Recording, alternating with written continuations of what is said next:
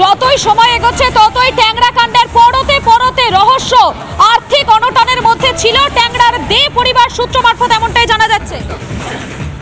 2023-24 সালে শেষবার trade licence পুনর্বীকরণ এবং 2024-25 সাল থেকে নতুন করে লাইসেন্স আর তারা করেননি এবং আর্থিকভাবে ভেঙে পড়েছেন দুই মালিক প্রসূন এবং প্রণয় জানিয়েছিল পুরসভাকে।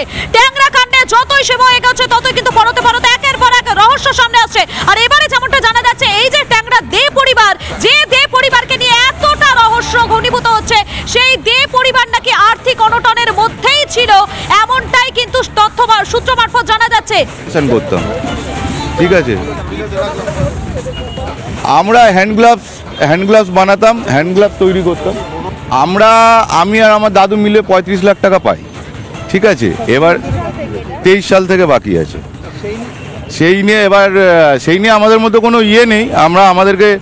আমরা যখনই গেছি, আমাদের সঙ্গে দেখা হয়েছে, আমাদেরকে একটা আশ্বাস দিয়েছে যে আপনার টাকা পেয়ে যাবেন, টাকা নিয়ে কোনো চিন্তা নেই, হয়তো অসুবিধা হচ্ছে কিন্তু টাকা পেয়ে যাবেন, কারোর টাকা মারবো না, আমি চিটিংবাজ না। তা আমি তখন বললাম যে ঠিক আছে স্যার, কোনো অসুবিধা নেই, আমরা দেখছি কিভাবে কি করা যায়। আপনি অন্তত নিজে ভালোভাবে স্টেবল হন, কারণ আপনি বটগাছ, আপনি বাঁচলে আমরাও বাঁচব।